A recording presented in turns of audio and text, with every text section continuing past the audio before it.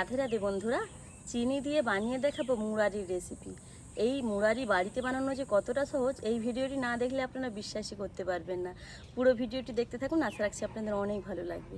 মুরারি কিন্তু দু রকমের ভাবে বানানো যায়, গুড় দিয়েও বানানো যায়, আবার চিনি দিয়েও বানানো যায়। আজ আমি আপনাদেরকে চিনি দিয়ে বানিয়ে দেখাবো। তার জন্য একটা পাত্রে বড় বাটি মেপে 1 বাটি ময়দা নিয়েছি। দিয়ে দিচ্ছি পরিমাণ মতন লবণ, আর দিয়ে দিচ্ছি হাফ চামচের মতন চিনি। তার সাথে দিয়ে দিচ্ছি 4 চামচ সাদা তেল।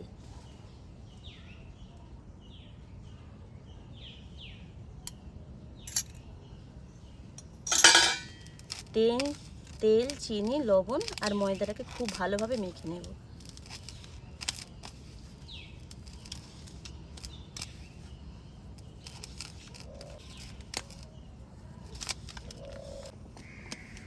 খুব ভালোভাবে তেলের সঙ্গে ময়দাটাকে মিশিয়ে নিয়েছি। এখন দেখুন মুঠো করলে মুঠো করা যাচ্ছে। এখন অল্প অল্প জল দিয়ে একটা শক্ত ডো বানিয়ে নেব। একেবারে অনেকটা জল দিতে যাবেন না, কারণ এই ডোটা একটু শক্তই হবে।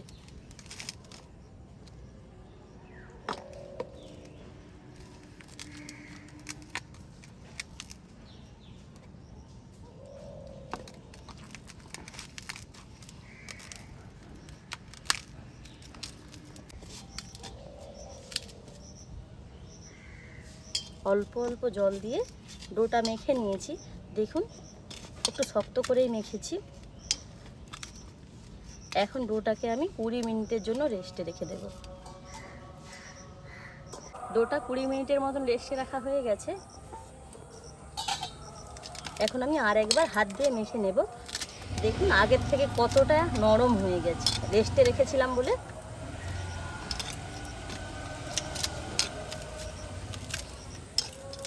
দেখুন আগের থেকে কতটা নরম হয়ে গেছে, একটুক্ষণের জন্য রেস্টে রেখেছিলাম বলে। আর একবার হাত দিয়ে ভালোভাবে মেখে ডোটাকে দুটো লেচি কেটে নেব।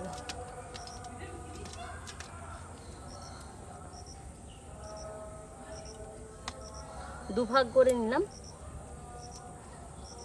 এক ভাগ লেচি এইভাবে হাতের সাহায্যে গোল করে নিচ্ছি। দুটোই হাতের সাহায্যে গোল করে নিয়েছি। একটা বেলুন পিঁড়ির ওপর একটা লেচি নিয়ে বেলে নেব। যেমন আমরা রুটি বেলি সেই রকমভাবে বেলবো, কিন্তু একটু মোটা করে। রুটির মতনই গোল করে বেলবো, কিন্তু একটু মোটা করে বেলতে হবে। আর কোনো কিছুই লাগবে না এটা বেলতে, শুকনো ময়দাও লাগবে না, আর তেলও দিতে হবে না।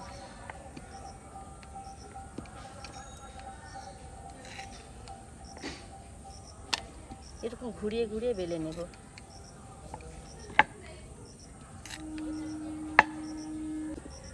একটু মোটা আর চারিদিকটা সমান করে বেলে নিয়েছি। এখন দেখুন চারিদিকটা একটু কেটে নেব।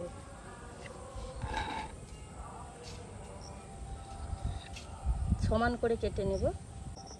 চারিদিকটা সমান করে কেটে নিয়েছি। এখন দেখুন খুব ভালোভাবে দেখলে বুঝতে পারবেন ঠিক থিকনেসটা আমি কেমন রেখেছি। এই রকমই রাখতে হবে। এবার কেটে নেব, মুরারিগুলো কেটে নেব।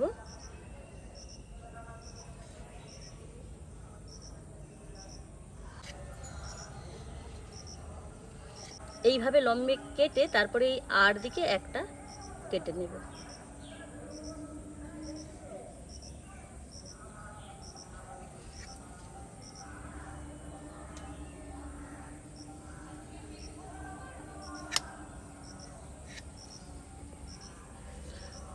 আমি মুরারিগুলো সাইজ রেখেছি এই রকম। দেখুন খুব একটা লম্বাও নয়, আবার খুব একটা ছোটও নয়, এরকম সাইজ করে কেটেছি। আপনারা চাইলে সাইজটা ছোট বড় করে নেবেন। একটা থালাতে তেল মেখে নিয়েছি, কেটে রাখা মুরারিগুলো তুলে নেব। অবশ্যই করে তেল মাখিয়ে নেবেন, তাতে করে মুরারিগুলো যখন ভাজবো একে অপরের গায়ে লেগে যাবে না।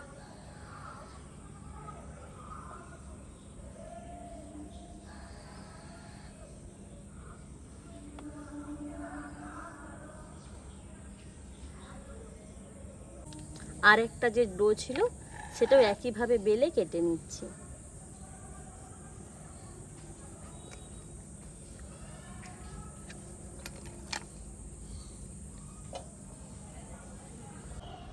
সব কটা মুড়ারি আমি একই শেপ করে কেটে নিয়েছি। এখন এই মুড়ারিগুলোকে ভেজে নিতে হবে, তাই আমি উনুনটা ধরিয়ে উনুনের মধ্যে বেশ কিছুটা তেল গরম করতে বসিয়েছি। দেখুন তেলটা গরম হয়েছে কি না এক টুকরো দিয়ে দেখে নিচ্ছি। তেলটা কিন্তু আমার খুব ভালোভাবে গরম হয়ে গেছে। এখন মুড়ারিগুলো ভেজে নেব তেলের মধ্যে।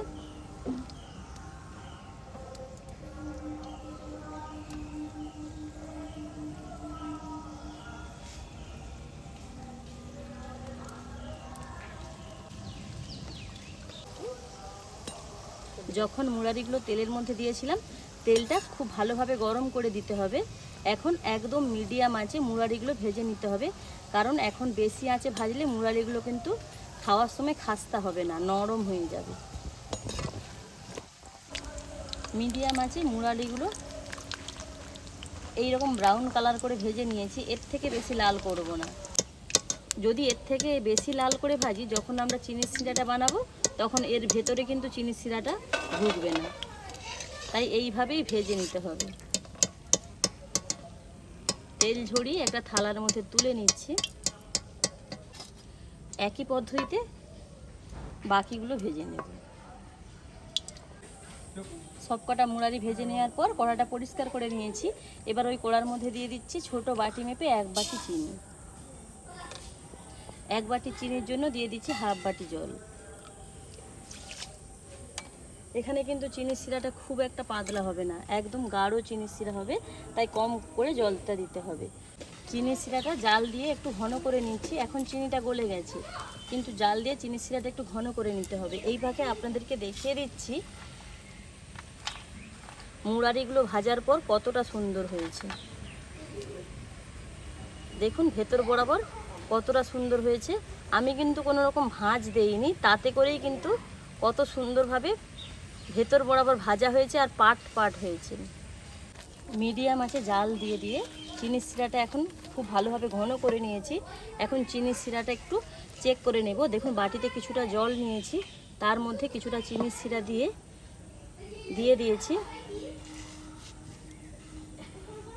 এরপর তুলে দেখব, যদি দেখি খুব ভালোভাবে দলা বেঁধে যাচ্ছে তাহলে বুঝতে হবে আমাদের চিনি শিরাটা খুব ভালোভাবে রেডি হয়ে গেছে। দেখুন খুব ভালোভাবে কিন্তু দলা বেঁধে গেছে, এর থেকে আর বেশি জাল করা যাবে না।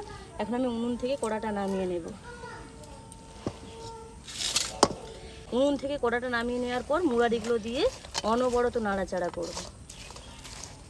অবশ্যই করে কিন্তু অনবরত নাড়াচাড়া করতে হবে, না হলে কিন্তু চিনি শিরা নিচে বসে যাবে।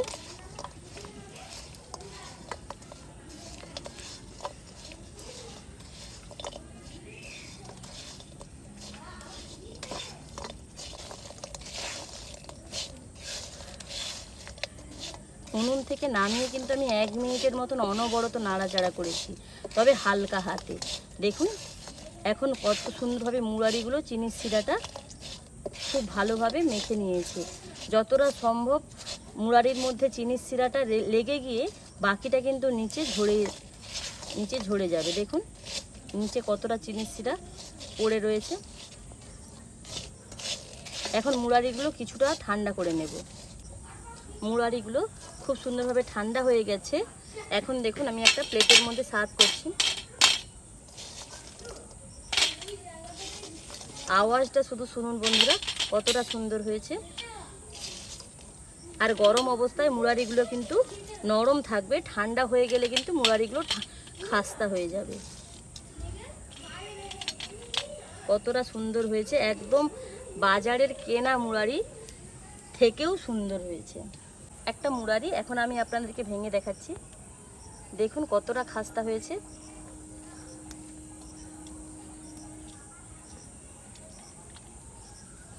একদমই সহজ পদ্ধতিতে আজকে আমি আপনাদেরকে বাড়িতে মুড়ারি বানিয়ে দেখালাম।